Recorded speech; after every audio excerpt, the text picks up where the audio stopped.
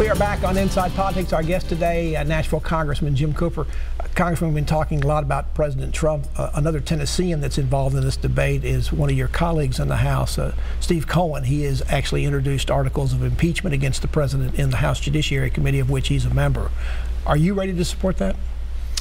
I am not. I think the process needs to evolve. We need to see what Mueller finds in his investigation and what the House and Senate Intelligence Committees find. You don't think there's an impeachable offense ready to be looked at? The standard under the Constitution is high crimes and misdemeanors. I don't think we've seen that yet. His comments in Charlottesville don't come to that level. Well, we've seen a lot of incompetence and a lot of unnecessary confusion, but high crime and misdemeanor, that's pretty well defined under the law. I don't think we're there yet. I've never seen it done in Congress, but there's also been talk about a motion of censure or no confidence. Are you more comfortable in that area, or is that again something that really needs to be led by Republicans, not Democrats, because Democrats don't have the control to do anything up there? Well, I think it's important for the governing party to try to govern first, because we need a stronger, better America. So let's try to work together to have a stronger country. And then when there are mistakes made, let's try to discipline them in an appropriate fashion. Regardless whether we like it or not, Trump is elected president. You know, the Electoral College went his way, not the majority of the vote. So we need to make the best of a tough situation here. And I think by working together, we can try to do that. But the Republican attacks on the president and Trump's attacks on the Republican Party are really what's happening right now. It's really a civil war within the Republican Party. Let me come back to your role on the House Armed Services Committee. There's been a couple of pretty serious situations going on out in the Pacific Fleet, particularly in the Asian area, where ships have been colliding with each other. Some of our Navy, some of with other ships. What's going on? That seems like such a strange situation for what's considered to be the most powerful and modern Navy in the world. We're going to have hearings on this in the next 2 weeks on the House Armed Services Committee. No one has a complete handle on the answer. The Navy has gone ahead and disciplined some of the captains, some of the admirals. And you think that's appropriate? Absolutely. And the Navy has generally been very good at taking responsibility. Now, these are some of our most advanced ships. These are very capable destroyers. These are unlike the destroyers of the past. These actually have a slimmer crew, much more advanced weaponry than any fighting ship has ever seen before in the history of naval warfare. And they've been colliding with primarily civilian ships. We don't really know what's happening here. It could even be sort of, naval terrorism. We don't know yet. So that's what the hearing will be designed to get at in 2 weeks. Is it lack of training for the personnel? Is it a lack of personnel? Is it outmoded ships? What's going on? Well, the Navy is already taking steps to punish some of its own sailors, because they take full accountability of this. But we don't really know what started it. We don't know if it's our fault or their fault. I would be the last one to want to blame our own folks first.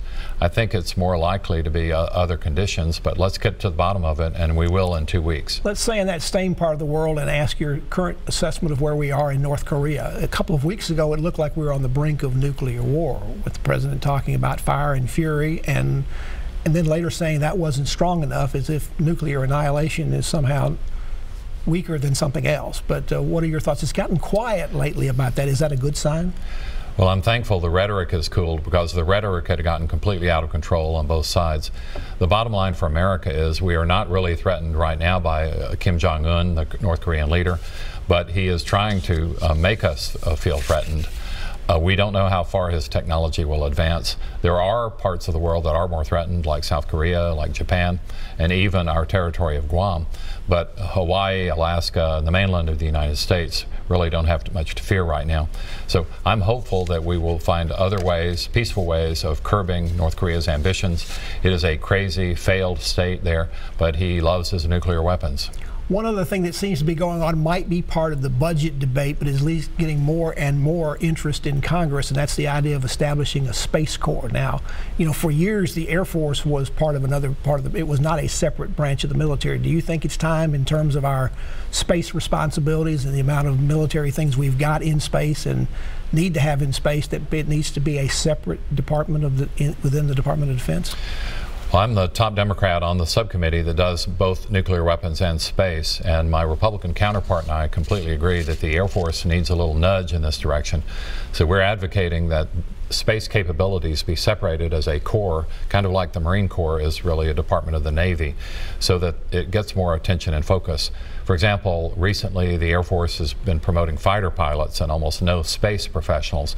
And space is at least as important as our fighter pilots, because space really controls everything now in war fighting, and you've got to make sure that our space assets are safe. Do you see this becoming separate, or perhaps like the way the Marines are within the Navy? I think it would be more like the Marines are to the Navy, a very proud and independent corps, but still part of the overall naval enterprise. In years past, a debate like this might be one of the things that would hold up a final decision about an appropriations bill. Are you likely to push it that far at this point, or others in the Congress to do that, or is this, given all the other things that are likely to hold us up?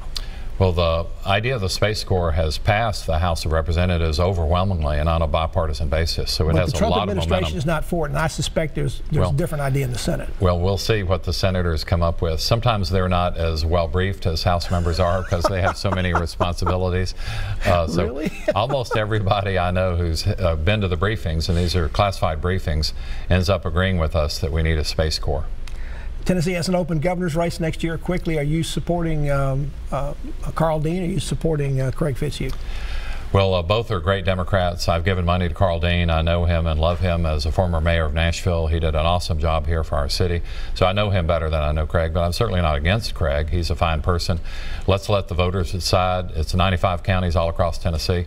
I'm proud that we have two such outstanding candidates. It's a good thing for the Democrats to have a contested primary. Absolutely. It builds a lot of excitement and enthusiasm, and the party's back. The Republicans are collapsing. A chance? We do have a chance. I've never seen so much Republican infighting, either at the national or the state level. Congressman Cooper, thank you for being on the show, and I'm sure we'll have you back again as the year Thank you, goes Pat. on. Appreciate it. And thank you for joining us on Inside Politics. Hope you'll be back here again for a future show. If you can't get into politics in the meantime, go to the News Channel 5 website. You'll find my Capitol View commentary there. There's a new commentary posted every Friday afternoon. Enjoy the rest of your weekend, and we'll see you back here next time. Goodbye.